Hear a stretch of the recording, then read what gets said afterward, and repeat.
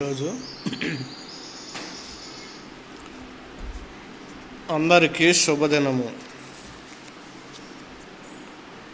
ఏ శుభదినం అంటే good Friday. ఈ గుడ్ ఫ్రైడే అనేది ఈరోజు ప్రపంచమంతా కూడా జరుపుకుంటున్న ఒకరోజు. ఈ రోజుతో లెంట్ డేస్ అనేవి ముగిసిపోతున్నమాట. ఈరోజుతో ఈ నైటు ప్రార్థనా కూడికలు కూడా జరగవు. ఒకవేళ ఎక్కడన్నా ఒక చోట రెండు చోట్ల జరిగితే జరగచ్చేమో. ఈ నైటుతో అంటే యేసుక్రీస్తు ప్రభువుల వారు సిలువలోనికి వెళ్ళిపోయారు, అందరూ కూడా ఆయన సమాధి చేశారని నిశ్శబ్దంగా ఉండాలి అని అనుకుంటారు. ఇంకా సంఘాల్లో ఎప్పుడు చూసే తంతు ఏంటంటే, వినే మాటలు ఏంటంటే, సిలువలో యేసుక్రీస్తు వారు పలికిన 7 మాటలకి ప్రాముఖ్యత. ఇంచుమించుగా క్రైస్తవ్యం భారతదేశానికి వచ్చి మరి ఎప్పుడు ప్రారంభమైందో కానీ అప్పటి నుండి కూడా ఈ సిలువలో 7 మాటలు అనేవి ప్రతి సంవత్సరం కూడా మాట్లాడుతూనే ఉంటారు. అంటే సిలువలో మాటలు మాట్లాడకూడదని కాదు, అంటే ప్రతి సంవత్సరమే ఎందుకు? ఇంకా దేవుని గురించి చెప్పడానికి ఏమీ లేవా? యేసుక్రీస్తు వారి యొక్క త్యాగాన్ని గురించి చెప్పడానికి ఇంకేమీ లేవా? ఆ మాటలే ప్రాముఖ్యమైనవా? ఇంకేవి కూడా ప్రాముఖ్యమైనవి కావా? నా ఆలోచన క్రైస్తవులకు రావాలి.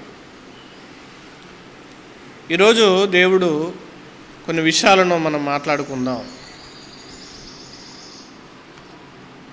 యేసుక్రీస్తు వారి యొక్క త్యాగాన్ని జ్ఞాపకం చేసుకోవాలంటే కనుక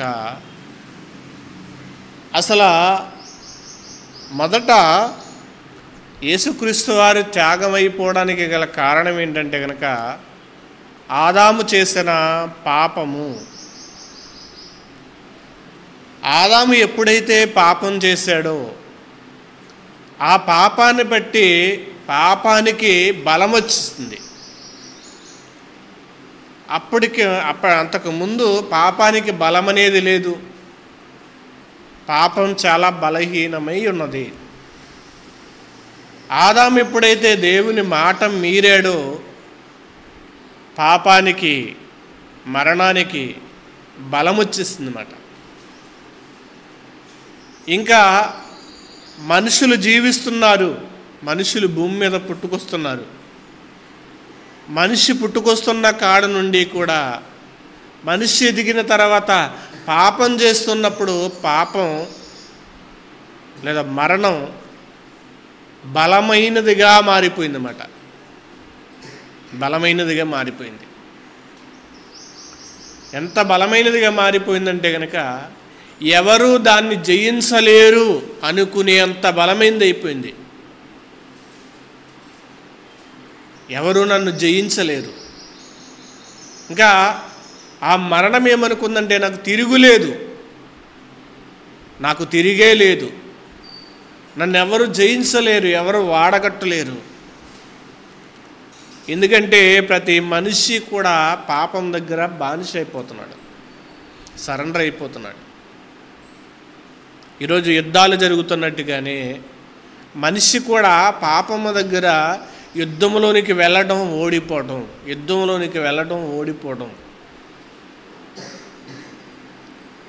మరి దానికి ముగింపు లేదా అంటే కనుక ఆ ముగింపు కోసమే యేసుక్రీస్తు వారు రావలసి వచ్చింది. గుడ్ ఫ్రైడే అంటే ఏంటి అంటే కనుక యేసుక్రీస్తు వారి యొక్క మరణ వార్త అనేది అందరికీ శుభవార్త, గుడ్ వార్త, మంచి వార్త.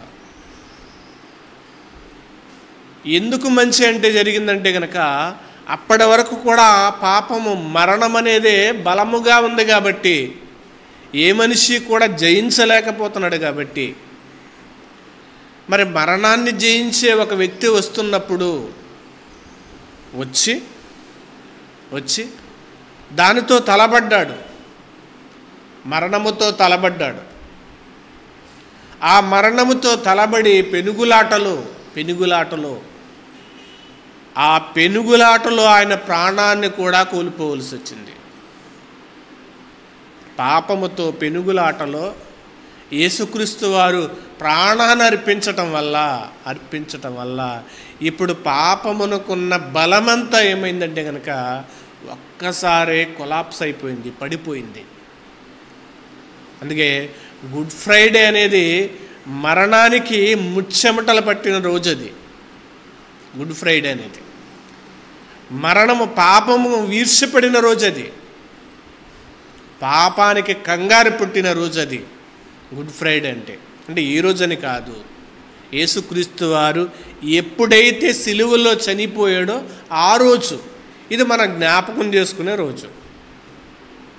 యేసుక్రీస్తు వారు ఎప్పుడైతే ఆ కల్వరిలో చనిపోయాడో, ఎప్పుడైతే యేసుక్రీస్తు వారు కల్వరిగిరిలో మరణించారో, ఆ మరణించినప్పుడు మరణానికి ముచ్చెమటలు పట్టినమాట యేసుక్రీస్తు వారు చనిపోవడం. అలా చనిపోయినప్పుడు ఆ చనిపోవలసిన ఆ కోవకు, ఆ జాబితాల్లో ఎవరున్నామంటే మనమున్నాం. ఇప్పుడు మనమున్నాం. మన పక్షాన ఒక ఆయన గెలిచాడంటే కనుక ఇప్పుడు ఎవరికి మంచి జరుగుతుందంటే మనకు మంచి జరిగింది. అదే గుడ్ ఫ్రైడే. మనకు మంచి జరిగింది, సాతానుకు దెబ్బ కలిగింది. మనకు మేలు కలిగింది, మరణానికి బాధ కలిగింది. మరణము ఆ రోజు ఏడ్చిందన్నమాట. పాపం ఆ రోజు బాధపడ్డదన్నమాట. మరణం ఆ రోజు కంగారు పడిపోయిందన్నమాట. పాతాళము కూడా ఆ రోజు ఏమైందంటే కలవరపడిపోయింది. దైవ కుమారుడు యేసుక్రీస్తు వారు ఈ లోకంలోని మనుషులను రక్షించడానికి వచ్చేసాడా? ఆ సిలువ మరణాన్ని ఏదో రకంగా ఆయన పాపం చేయించాలని, ఇదిగో పాపము ఎప్పుడు ప్రతి నిత్యము కూడా ప్రయత్నించింది, కానీ పాపం గెలవలేకపోయింది ఆ రోజు. అందుకే గుడ్ ఫ్రైడే అంటే కనుక యేసుక్రీస్తు వారు సిలువలో చనిపోయారని ఏడ్చే రోజు కాదు. మన పాపములకు ప్రాయశ్చిత్తము నొందేము, ఇంకా మనం ఆ పాపము జోలికి వెళ్లకుండా బ్రతకాలి అని తీర్మానించుకునే రోజు. ఇది ఏడ్చే రోజు కాదు, తీర్మానించుకునే రోజు.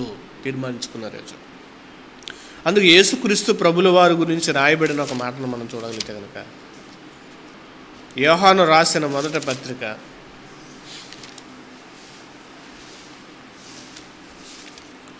4వ అధ్యాయము 10వ వచనం చూడండి.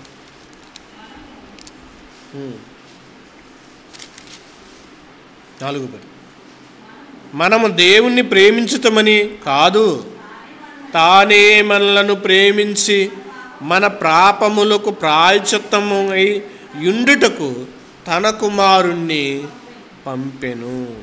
ఇందులో ప్రేమ ఉన్నది. మనం ఆయన ప్రేమించామన్నది కాదు, తానే మనలను ప్రేమించి.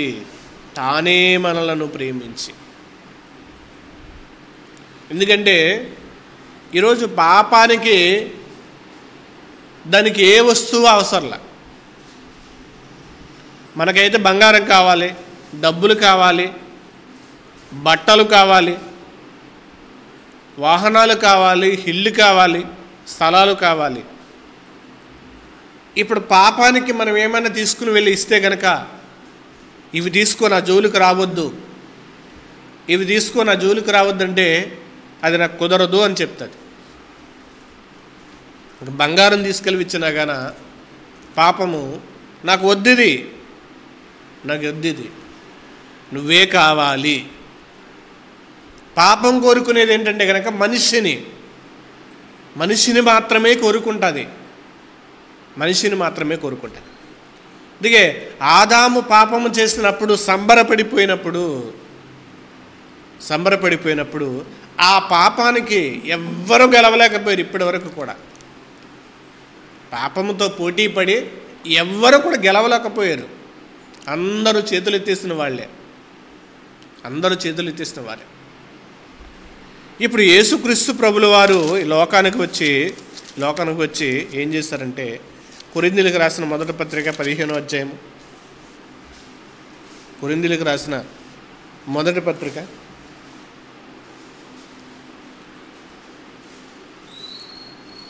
15వ అధ్యాయం 54వ వచనం.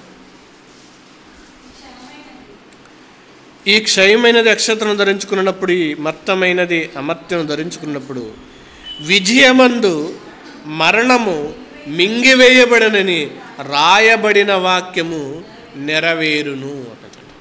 విజయమందు మరణము మింగివేయబడును అంటారు.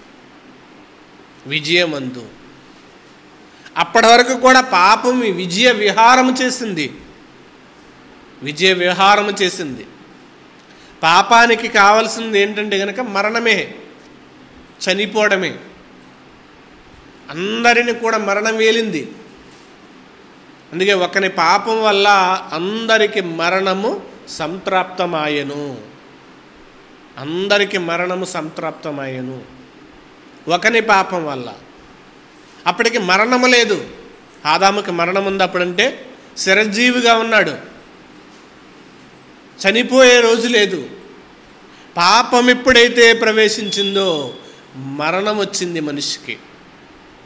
ఏమో ఆ రోజు ఆదాము పాపం చేయకుండా ఉండుంటే కనుక మరి ఆ ఏదైనా తోటలోనే జీవించేవారమేమో.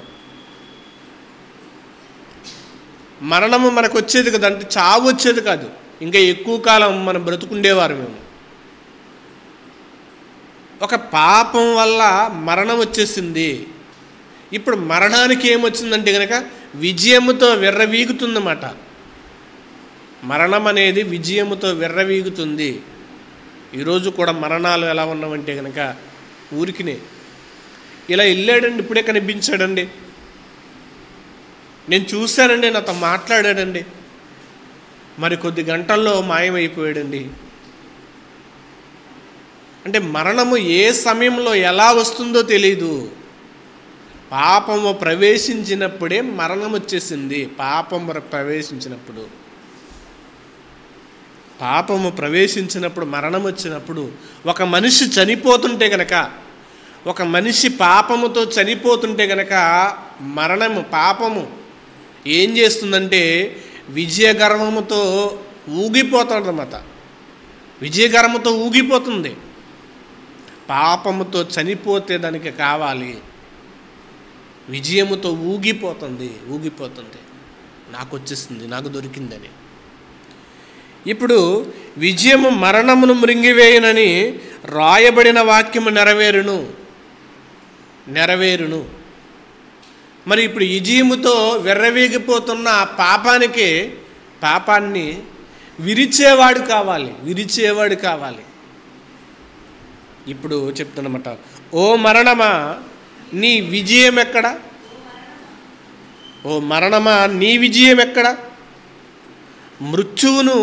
మృత్యువుకు కూడా విజయం లేకుండా చేసింది ఎవరంటే కనుక యేసుక్రీస్తు ప్రభులు వారొక్కరే. అదే గుడ్ ఫ్రైడే. మృత్యువుకు, మరణానికి కూడా విజయం లేకుండా చేసింది యేసుక్రీస్తు వారొక్కడే.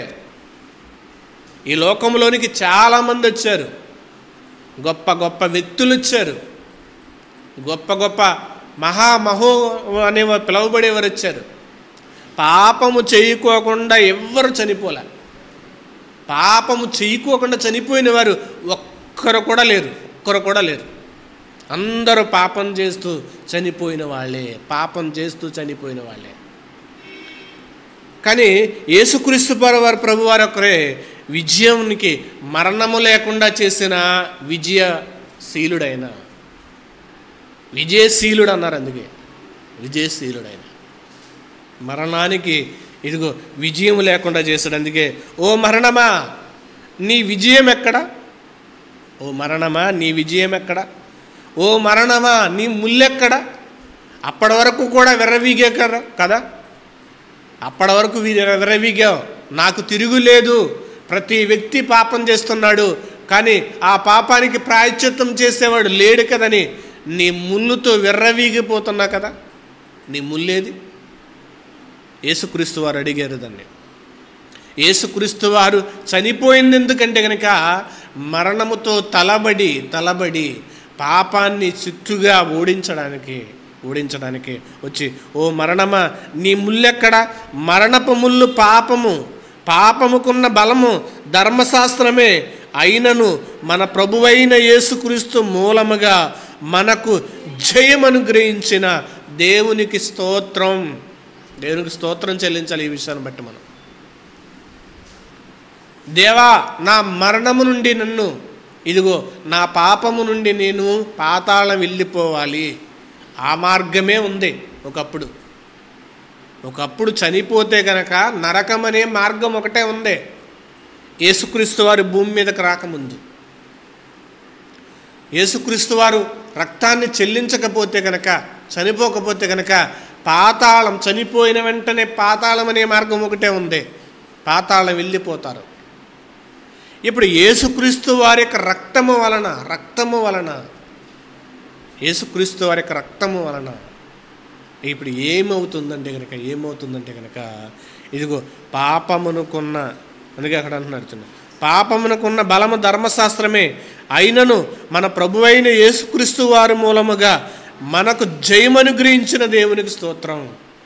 యేసుక్రీస్తు వారి వల్ల మనకేమొచ్చిందంటే కనుక జయం వచ్చింది. అదే గుడ్ ఫ్రైడే, గుడ్ డే. చాలామంది ఆ రోజు మంచిది, ఈరోజు మంచిది, మంగళవారం మంచిది కాదు, శనివారం మంచిది కాదు అంటారు. నిజంగా ఏ రోజు మంచిదంటే యేసుక్రీస్తు వారు చనిపోయిన ఒక్కరోజే మంచిది. అందుకే దినములు చెడ్డవే గనుక అంటారు, దినములు చెడ్డవి గనుక. కానీ యేసుక్రీస్తు వారు చనిపోయిన రోజు మంచిది, మంచి జరిగింది. మనకు ప్రాయశ్చిత్తం ఆయన ద్వారా కలిగింది. మనకు ప్రాయశ్చిత్తము ఆయన ద్వారానే కలిగింది. ఎందుకంటే మృత్యువుకు ఆ రోజు నుండి విజయము లేకుండా చేశాడు కాబట్టి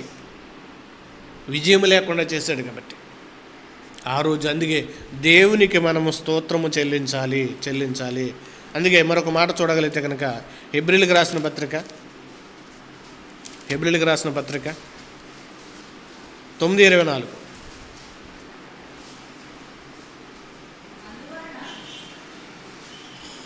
ఫిలిప్పీయులకు రాసిన పత్రిక చూస్తాము. ఫిలిప్పీయులకు రాసిన పత్రిక 2వ అధ్యాయము, 8వ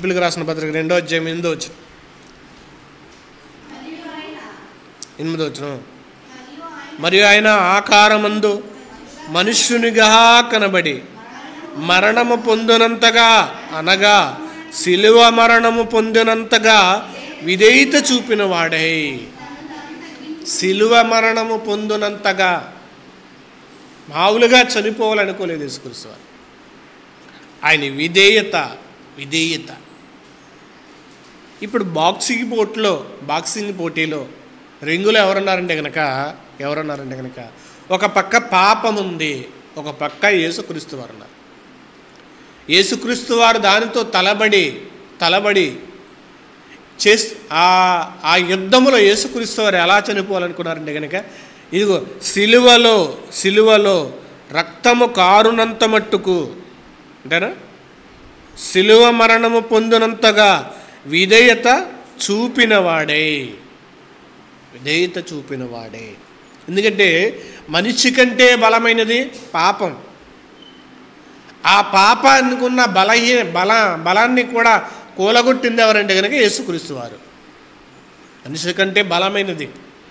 ఎంతటి స్థిరుడైనా కాంతాదాసుడు అంటారు. కానీ ఎంతటి మనిషి అయినా, అంటే పురుషుడైనా స్త్రీ అయినా సరే పాపానికి దాసుడే. ఎంత బలంగా ఉన్నా, ఎంత అందంగా ఉన్నా, ఎలాంటి వాడైనా సరే పాపానికి పడిపోయే బలహీనుడే. మరి దానితో తలపడాలంటే కనుక ఇప్పుడు యేసుక్రీస్తు వారు సిలువ మరణము పొందినంతగా విధేయత చూపాడు. అంటే మన కోసము ఆయన శిలువ మరణము పొందడానికి కూడా ఏం చేశాడంటే కనుక ఒప్పుకున్నాడు. మీకోసం నేను చనిపోవడం ఏంటి, నా శరీరాన్ని ఇవ్వడం ఏంటి? చాలాసార్లు భార్యాభర్తలు గొడవ వచ్చినప్పుడు నీకు నాకు సంబంధం ఏంటి అంటుంటారు. నీకు నాకు ఇంకా సంబంధం లేదు, నీతో నాకు పనేంటి అని అంటుంటారు చిన్న గొడవ వస్తున్నప్పుడే. ఇప్పుడు యేసుక్రీస్తు వారు మన కొరకు ఏం చేస్తున్నాడంటే మీకోసం నేను చనిపోవడం ఏంటి అని అంటలా. విధేయత. అవును, నేను వస్తాను, మీకోసం నేను వస్తాను. ఆదాము చేసిన పాపాన్ని బట్టి ఇగో నేను మీకోసం నేను చనిపోతా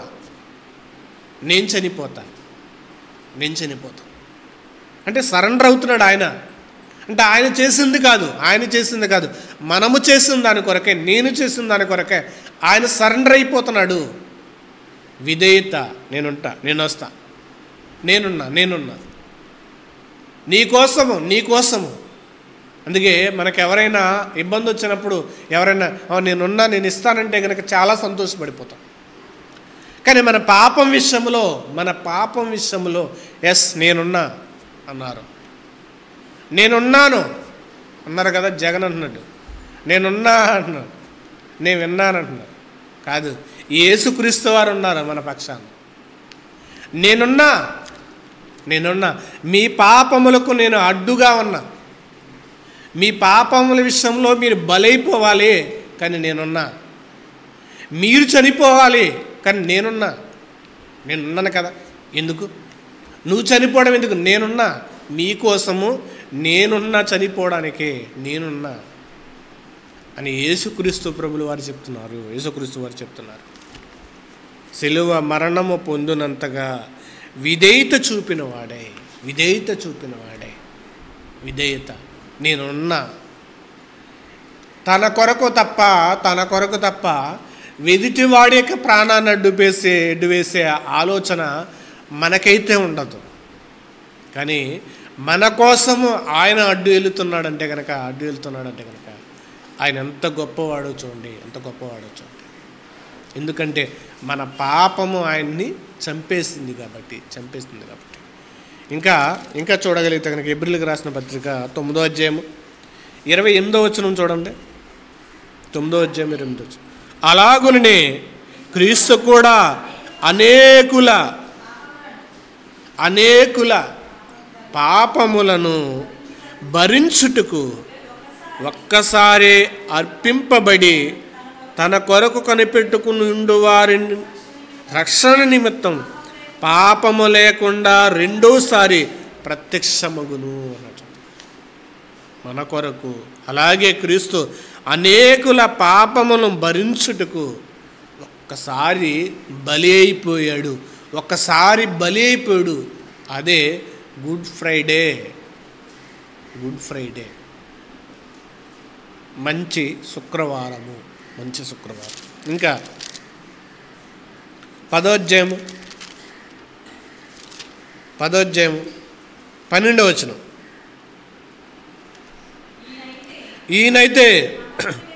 ఈయనైతే పాపముల నిమిత్తమే, అనగా మన పాపముల నిమిత్తము, ఈయనైతే మన పాపముల నిమిత్తమైతే సదాకాలము నిలుచు ఒక బలి అర్పించును. అప్పటి నుండి తన శత్రువు తన పాదములకు పాదపీఠముగా చేర్చబడి వరకు కనిపెట్టుచున్న దేవుని కుడిపార్శ్వమున ఆసీనుడాయను అన్నచు. తన శత్రువు తన పాదముల పీఠమును చేర్చబడును అన్నచు. పాపాన్ని యేసుక్రీస్తు వారు ఏం చేశారంటే సిలువలో త్రొక్కి పట్టుకున్నారు. యేసుక్రీస్తు వారు సాతాను యొక్క శిరస్సును ఏం చేశారంటే చితక తొక్కారు. అందుకే ఆ 10వ వచనంలో కూడా చూడండి, పైన 10వ వచనంలో యేసుక్రీస్తు యొక్క శరీరము ఒక్కసారే అర్పింపబడుట చేత ఆ చిత్తమును బట్టి మనము పరిశుద్ధపరచబడుచున్నాము. యేసుక్రీస్తు వారు ఒకసారి అర్పింపబడడం చేత మన పాపములకు బట్టి మనం పరిశుద్ధపరచబడుతున్నాం. ఆయన చనిపోవడం వల్ల మనం పరిశుద్ధపరచబడుతున్నాం. లేకపోతే పాపం మనల్ని వీడ్చుకుపోతుంది. పాపం మనల్ని వీడ్చుకుపోతుంది. కానీ ఆయన చనిపోవడం వల్ల మనల్ని ఏం చేస్తున్నాడంటే పరిశుద్ధపరుస్తున్నాడు. యేసుక్రీస్తు యొక్క శరీరము ఒక్కసారి అర్పింపబడటము చేత ఆ చిత్తమును బట్టి మనము పరిశుద్ధపరచబడుతున్నాం. ఆ రోజు దేవుడు లేవికాండంలో బలినిమ్మన్నప్పుడు ఒక వ్యక్తి పాపం చేస్తే కనుక అతడికి నిర్దోషమైన ఒక కోడి పిల్ల కానీ, ఒక గొర్రె పిల్ల కానీ, ఒక పావురు పిల్లను కానీ నిర్దోషమైన దాన్ని తీసుకుని వచ్చి బలిగా అర్పించాలి. అది ప్రతిసారి చేయాల్సింది. కానీ ఇప్పుడు యేసుక్రీస్తు వారు మన మీద ఎంత భారాన్ని తగ్గించాడంటే కనుక ఒక మనిషి ఒక మేకను కొనాలన్నా, కోడిని కొనాలన్నా ఖర్చుతో కూడుకున్న పని ఫ్రీ చేస్తాడంతా. అన్నీ ఫ్రీ, ఏమీ లేదు. ఇది ఈరోజు కూడా రాజకీయ నాయకులు అన్నారు కదా, బస్ ఫ్రీ, కొట్టుకు చేస్తున్నారు ఎక్కడానికి. కానీ దేవుడు మనకేం చేస్తాడంటే కనుక ఏ భారము లేకుండా, అంటే ప్రాయచిత్తముగా ఒక గొర్రె పిల్లను తీసుకుని వెళ్ళాలంటే కనుక సామాన్యుడికి అయ్యేది కాదు. ఒక కోడి పిల్లను, ఒక మేక పిల్లను బలిగా తీసి దాన్ని ప్రతి సంవత్సరం అర్పించాలి. పాపం చేసిన ప్రతిసారి అర్పించాలి. చెప్పాలంటే పాపం చేసిన ప్రతిసారి అర్పించాలి. కానీ ఈరోజు యేసుక్రీస్తు వారు ఏం చేస్తున్నారంటే కనుక ఒక్కసారే అర్పింపబడటం చేత ఆ చిత్తమును బట్టి మనము పరిశుద్ధపరచబడి ఉన్నాము. ఒక్కసారి అర్పించబడటం చేత ఆ రక్తము దగ్గర మనము చేసిన పాపములు క్షమాపణ కోరుకున్నప్పుడు ఆ పాపములు క్షమింపబడుతున్నవి.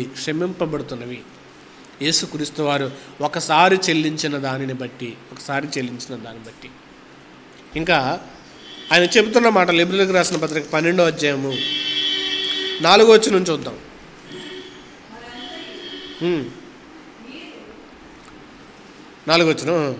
మీరు పాపముతో పోరాడుటలో రక్తము కారునంతగా ఇంకా దాన్ని ఎదిరింపలేదు అన్నట్టు. మీరు పాపముతో పోరాడటంలో రక్తము కారునంతగా ఇంకా దాన్ని ఎదిరించలే. మరి ఎవరు ఎదిరించారు? రక్తము కారునంతగా ఎవరు ఎదిరించారు? మన పాపముల కొరకు మనం రక్తాన్ని కాచి దాన్ని ఎదిరించగలమా? లేదు. మనం పాపం చేస్తాం, అప్పటికి మనం అపవిత్రులైపోయాం. మరి అపవిత్రులైపోతే కనుక ఎలా చెల్లించగలం? ఈరోజు కూడా ఏవో కొన్నిటిల కోసం రక్తాన్ని చిందిస్తున్నారు. తల్లులు తమ పిల్లల్ని ఏం చేస్తున్నారంటే కనుక ఏవో కలిసి వస్తాయని పిల్లల్ని ఏం చేస్తున్నారంటే కనుక ఆ రక్తం కావాలని బలిస్తున్నారు. ఒక మనిషికి బలి చంపడం వల్ల, ఒక మనిషిని చంపడం వల్ల ఏ మనిషికి కలిసి వచ్చేది ఏమీ లేదు. ఇంకా పాపం పెరుగుతా తప్ప. వారికి ఉన్న దారిద్రత పోవాలంటే కనుక చిన్నపిల్లల్ని బలి ఇవ్వడం వల్ల పోదు, దారిద్రతం పోవడం వల్ల. అంటే దారిద్రం అనేది మనిషి చేసుకున్న దాన్ని బట్టి వస్తుంది. నువ్వు జీవించే దాన్ని బట్టి, నువ్వు పొదుపు చేసుకునే దాన్ని బట్టి, నువ్వు ఖర్చు చేసుకునే దాన్ని బట్టి వస్తుంది. కొంతమంది ఒక అన్న మాట్లాడుతున్నాడు, నాకు 40 లక్షల అప్పు ఉంది అంటున్నాడు. అంటే 10 రూపాయలు వడ్డీ తీసుకున్నాడంట. తీసుకున్నది 2 లక్షలే, అది 40 లక్షలు అయి కూర్చుందంట. తీర్చాలంట, తీరుస్తానంటున్నాడు. చేసుకున్న దాన్ని బట్టి దారిద్ర్యంలోనికి వెళ్ళిపోయేవారు ఉన్నారు. అప్పుడు దాన్ని తీర్చుకోవడానికి ఎవరి దగ్గరకు వెళ్ళి ఏదో చేసి తీర్చుకోవడం మానేసి ఎవడో ఒకరిని ఆశ్రయించడం, వాడు నరబలిస్తే కనుక నీ దారిద్రత పోయి నీకు ఐశ్వర్యం కలుగుతుందని చెప్పడం వల్ల దాన్ని వెంబడిస్తున్నారు. ఒక మనిషి రక్తము చిందించితే కనుక పాపమే తప్ప, శాపమే తప్ప ఆ వ్యక్తికి కలిసి వచ్చేది ఏమీ లేదు, ఏమి ఉండదు కూడా. కానీ యేసుక్రీస్తు వారి రక్తము చిందించడం వల్ల మాత్రము మేలు జరిగింది, శుభసూచకము. అందుకే రాశాను వాళ్ళ పోస్ట్ కూడా, యేసుక్రీస్తు వారు చనిపోయిన దినమే శుభసూచకము. అదే గుడ్ ఫ్రైడే. ముక్తి మార్గాన్ని చూపింది యేసుక్రీస్తు వారికి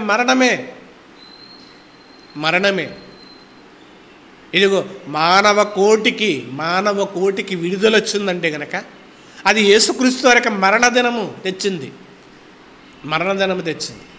పాపం మనకి వాంగ్మూలం రాసేసుకుంది. వీళ్ళు నా వాళ్ళే, వీళ్ళందరికీ పాతాళమే అని పాపం వాంగ్మూలం రాసుకుంది. ఆ వాంగ్మూలాన్ని తీసుకుని ఆయన చింపేసి మరణించాడు. మనకు ప్రతిగా ఆయన మరణించాడు. ఎలా అంటే రక్తము కారునంత మట్టుకు. మనం ఆ పాపంతో రక్తము కారునంతగా ఎదురించడానికి మన దగ్గర శక్తి లేదు, అంటే మన దగ్గర పవిత్రత లేదు, మంచి లేదు.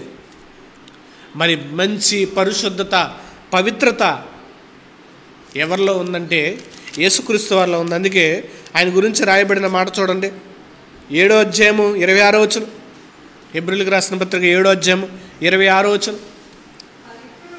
పవిత్రుడును, నిర్దోషియు, నిష్కలంకముడును, పాపులలో చేరక ప్రత్యేకంగా ఉన్నవాడు, ఆకాశ మండలము కంటే మిక్కిలి ఎచ్చైన వాడును, ఎట్టి ప్రధాన యాజకుడు, మనకు సరిపోయినవాడు అన్నట్టు. ఈయన మనకు సరిపోయినవాడు.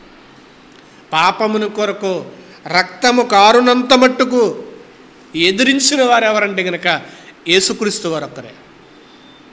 ఏ మనిషి ఎదిరించే ఆ దమ్ము, ఆ ధైర్యము ఎవరికీ లేదు. ఇంకా చెప్పాలంటే కనుక ఈ భూమి మీదకి వచ్చిన ప్రతి మనిషిలో కూడా పాపం దాగి ఉంది. పాపం చేసేసారు, వచ్చేసాక పాపం చేస్తారు కూడా, దాగి ఉంది, చేస్తారు కూడా. మరి పాపముతో పోరాడటంలో ఆయన రక్తము కారునంతగా దాన్ని ఎదిరించాడు. మనమైతే ఎదిరించలేదు. రక్తము కారునంత మట్టుకు పాపముతో ఎదిరించి గెలిచి నిలబడ్డాడు. అప్పుడు కొరింథీయులకు రాసిన పత్రిక చదువుతాం.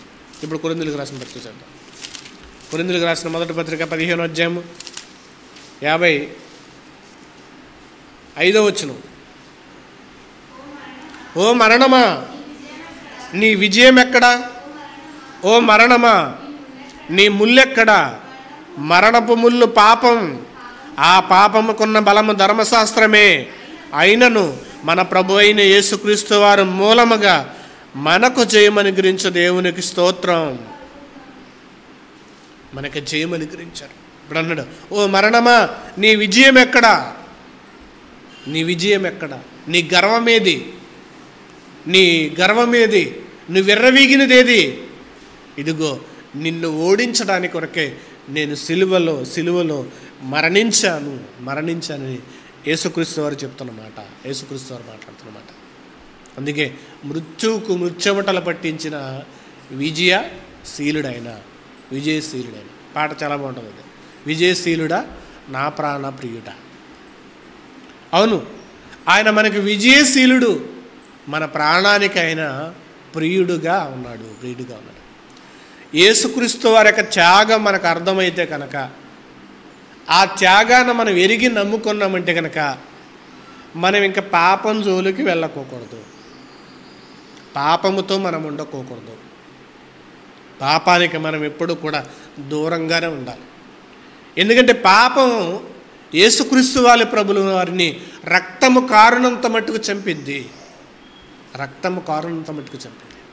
మరి ఆ త్యాగానికి మనము పాపం చేస్తున్నామంటే కనుక ఆయనకి ఏ విలువిచ్చినట్టు? ఆయన మన కోసం అంతా చేస్తే కనుక మనము పాపము చేయకోకుండా దేవుని కొరకు పరిశుద్ధముగా మన జీవితాన్ని గడపాలి. ప్రతి నిత్యము కూడా మన పాపములను ఆయన ఎదుట ఒప్పుకుని విడిచిపెట్టు వారంగా ఉండాలి. గుడ్ ఫ్రైడే అంటే ఆయన మన కోసము చనిపోయిన రోజు. ఆ రోజు మన కోసం ఆయన చనిపోయాడు కాబట్టి ఈరోజు మనకి రక్షణ వచ్చింది. పాపము నుండి మనకి విజయాన్ని ఇచ్చాడు. పరలోకం అనే ఒక మార్గాన్ని దేవుడు మనకి చూపించాడు. అందుకే మనము పాపముతో పోరాడటంలో రక్తము కారునంతగా ఎదిరించలేదు కాబట్టి యేసుక్రీస్తు వారు ఆ పని చేశారు. యేసుక్రీస్తు వారు త్యాగాన్ని అనుభవించారు. యేసుక్రీస్తు వారు మన కొరకు ఆ త్యాగాన్ని చేశారు. యేసుక్రీస్తు వారు చేసిన ఆ త్యాగమున కొరకు మనం నిత్యము కూడా ఆ త్యాగాన్ని మరిచిపోయే వారంగా ఉండకూడదు. ఆ త్యాగానికి మనం ఏం చేయాలంటే కనుక మనము స్మరించుకుంటూ ఉండాలి. పాపం జోలికి వెళ్లకుండా ఉండాలి. పవిత్రమైన జీవితాన్ని ప్రతి నిత్యము కూడా మనం ఏం చేసుకోవాలంటే అలవాటు చేసుకోవాలి. అలవాటు చేసుకుంటూ ఆయన కొరకు మనం జీవించాలి. అటు వారంగా ఉందాం, అటు వారంగా జీవిద్దాం. ప్రార్థన చేసుకుందాం.